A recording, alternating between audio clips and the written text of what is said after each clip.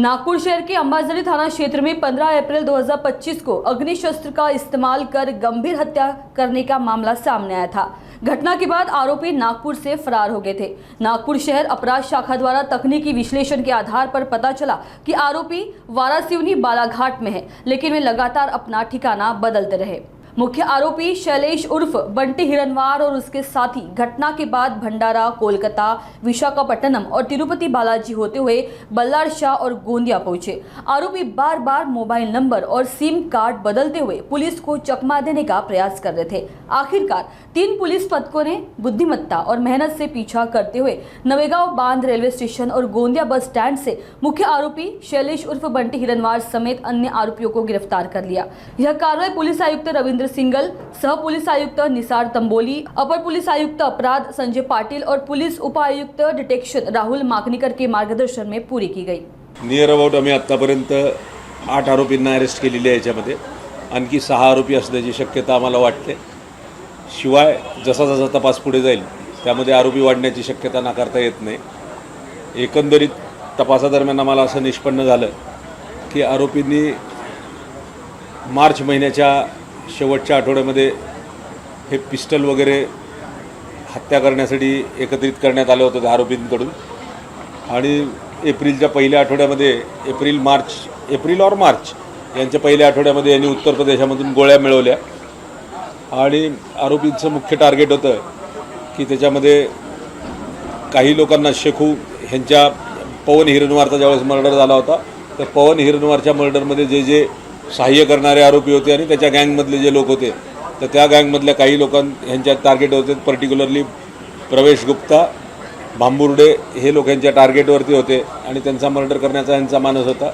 आणि 14 एप्रिल यांनी निवड ह्याच्यासाठी निवडला की त्या दिवशी सगळे पोलीस हे बंदोबस्तात असतात, त्याच्यामुळे पोलिसांना याची भनक लागणार नाही।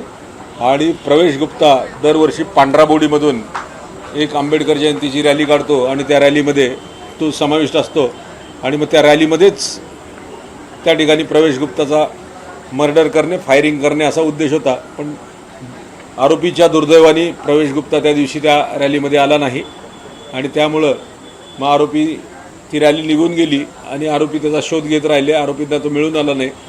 मग त्याच्यामधला पवन हिरनवारच्या मर्डरमधला दुसरा आरोपी जो होता अवी भुसारी, त्याचा चुलत भाऊ अविनाश भुसारी जो होता तो आरोपींना जात असताना त्या ठिकाणी दिसला आणि त्यावेळेस आरोपींनी ठरवलं की तो नाही तर हा, म्हणून आरोपींनी त्याची निवड केली आणि त्या ठिकाणी बाबू आणि बंटीने 4 गोळ्या मारल्या आणि बाबूनी 2 गोळ्या त्याच्यावरती फायरिंग केल्या आणि आरोपीचा मर्डर केला आणि त्यानंतर आरोपी वेगवेगळ्या ठिकाणावरती पळून गेले। मग भंडारा, त्याच्यानंतर दुर्ग, डोंगरगाव, हावडा, विशाखापट्टनम, तिरुपती, बल्लारशाह आणि बल्लारशाहवरून मुवमेंट करत असताना तांत्रिक माहितीच्या आधारे आम्हाला असं लक्षात आलं की आरोपी बल्लारशाह टू गोंदिया या ट्रेनमध्ये आहेत आणि मग आम्ही आमचे स्क्वॉड तयार करून त्या ठिकाणी पाठवले। आरोपींनी उड्या मारल्या ट्रेनमधून, पोलिसांनी उड्या मारल्या। त्याच्यामध्ये आमचा गजानन कुबडे नावाचा कर्मचारी तो इंज्युअर्ड झाला, परंतु आम्ही दोन्ही आरोपी पकडण्यात सक्षम झालो। आरोपी तिसरा जो आरोपी होता त्याच्यामधला शिबू, तो गोंदिया या ठिकाणी गेला कारण शिबूला ओळखण्यामध्ये फिल्टर लावल्यामुळं आमच्या थोडा पोलिसांचा संभ्रम निर्माण झाला, परंतु आमची एक टीम गोंदियाला होती आणि त्यावेळेस शिबूचं लोकेशन आल्यामुळे आम्ही गोंदियालाही त्याला ट्रॅक करून ताब्यात घेतलं आणि इतर 2 आरोपींना आम्ही डोंगरगावमधून ताब्यात घेतलं। असे सध्या 5 मुख्य आरोपी आम्ही ताब्यात घेतले। इतर 6 आरोपींच्या शोधामध्ये आमचं कार्य सुरू आहे।